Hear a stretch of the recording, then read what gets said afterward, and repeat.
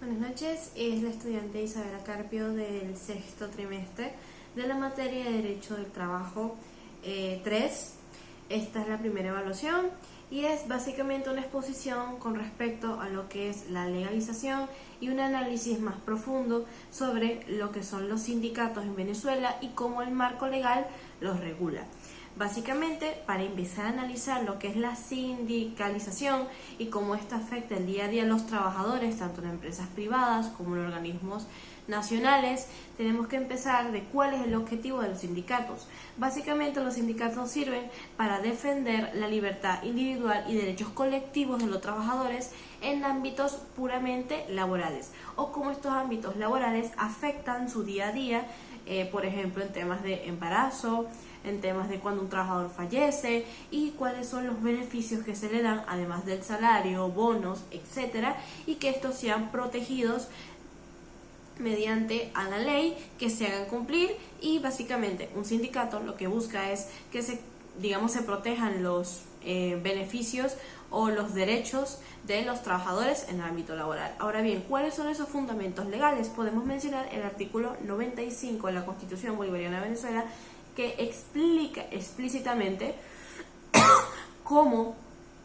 son esos derechos sindicales, que los sindicatos están protegidos constitucionalmente, amparados constitucionalmente, y que estos no se pueden, por así decirlo, intervenir de forma externa. Es decir, una entidad externa no puede intervenir en un sindicato de trabajadores, y que estos son libres, autónomos. Y cuando hablamos de autónomos es que los sindicatos toman sus propias decisiones y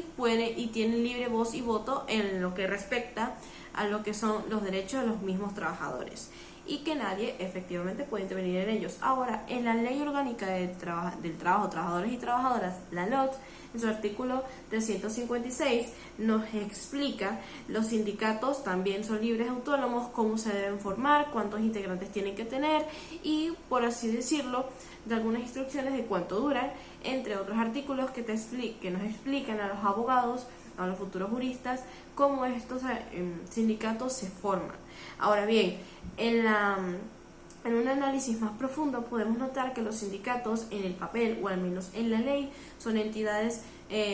libres, autónomas, y que técnicamente ninguna entidad externa, incluso una empresa, poniéndolo por ejemplo, puede intervenir. Incluso se puede decir que muchos sindicatos se pueden, por ejemplo, sindicatos estatales en una empresa muy grande a nivel nacional, se unen y digamos que toman decisiones y que estas afectan a los trabajadores y que los trabajadores pueden y deben ser parte de estos. Ahora bien, en la vida,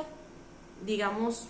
en el derecho de calle o en el momento actual que está pasando Venezuela, estos sindicatos están pasando por graves problemas, como es la censura, como lo es el hecho de que muchas veces sus derechos propios a los trabajadores se les vulnera, como por ejemplo un salario, como es el reclamo por salarios caídos, despidos injustificados, etc. Y muchas veces los sindicatos no tienen las herramientas necesarias, a pesar de estar amparados por la ley, para poder defenderse en estos casos y hacer valer los derechos de los trabajadores cuando estos son vulnerados. Ahora bien, estos sindicatos tienen o se tuvieron que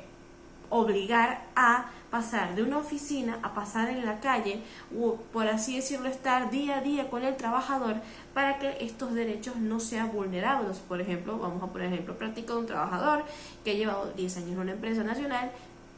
y que este trabajador se ha despedido injustificadamente. Se sabe que el despido que no tenga justificación, o que al menos el trabajador no dé la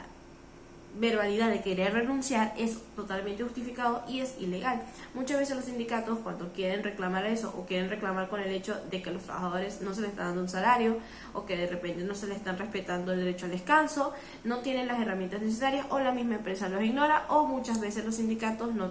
están totalmente conformados, por lo tanto se les dice que no son legales, a pesar de que pueden que cumplan con los requisitos. Ahora bien, tenemos,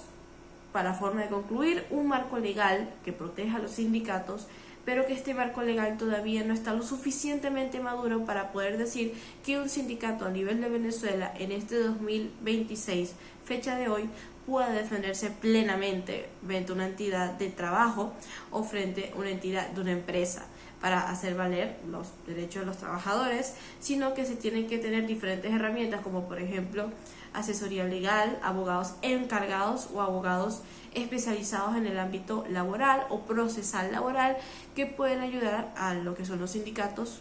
para poder solucionar cualquier problema legal que tengan. Además de que la realidad está empujando a estos sindicatos de ser más constantes o tener más presión a la hora de que tengan que velar por sus intereses y no simplemente quedarse bajo la idea de que la ley está por estar. Tienen que obligarse a cumplir la ley, y es una pregunta muy interesante porque técnicamente, si los sindicatos son entidades ya autónomas,